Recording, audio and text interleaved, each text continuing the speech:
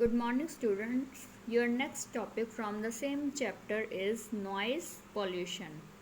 ये हम fourth part कर रहे हैं, पॉइंट कर रहे हैं. इससे पहले हमने air pollution, water pollution, land pollution किया. अब हम कर रहे हैं नॉइस पॉल्यूशन.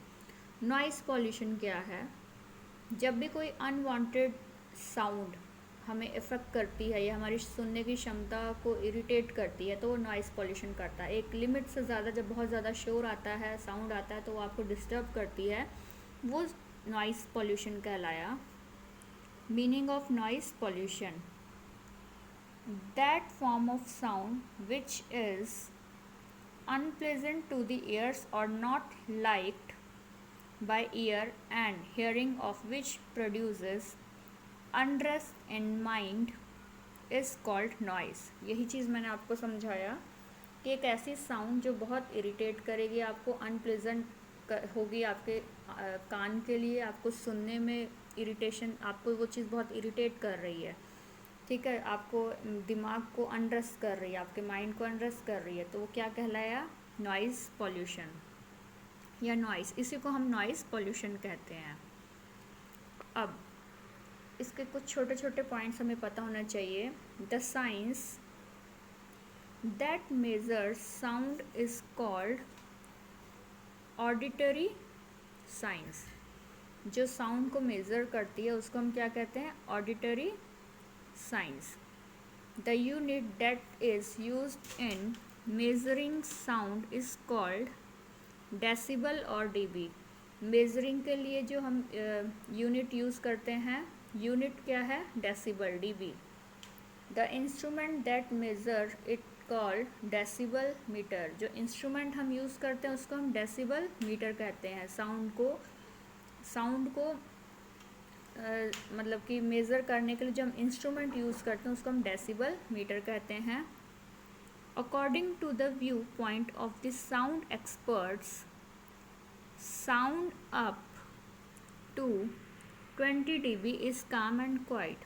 मतलब कि जो साउंड आपकी अप टू 20 dB है वो काम है और क्वाइट है, ठीक है.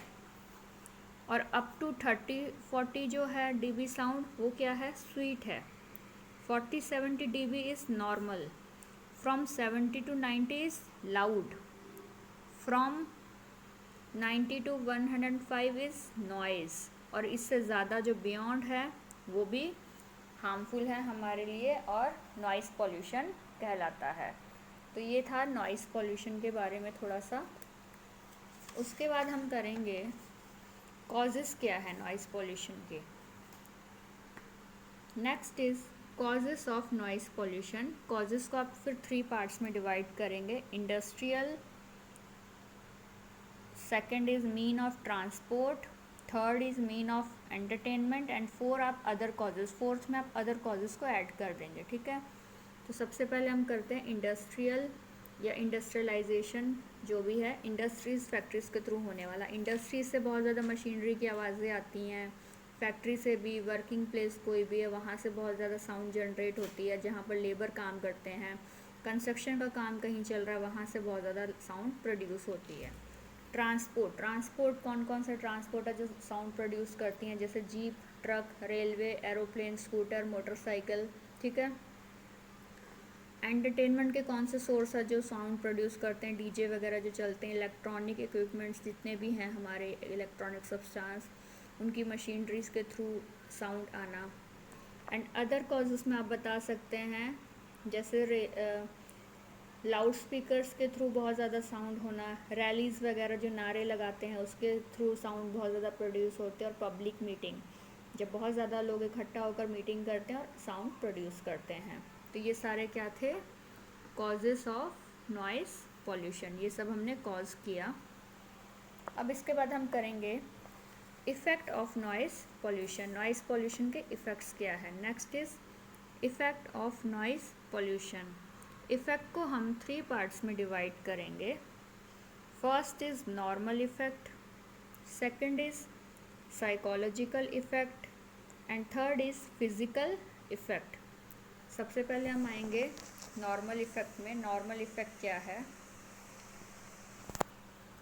नॉर्मल इफ़ेक्ट में नॉर्मली कैसे हम इरिटेट होते हैं साउंड से, जैसे कि बहुत ज़्यादा आवाज़ आई तो आपको हेडेक होना शुरू हो जाता है और सुनने में थोड़ी सी कमी आनी शुरू हो जाती है, प्रॉब्लम क्रिएट होना शुरू हो जाता है, ठीक है।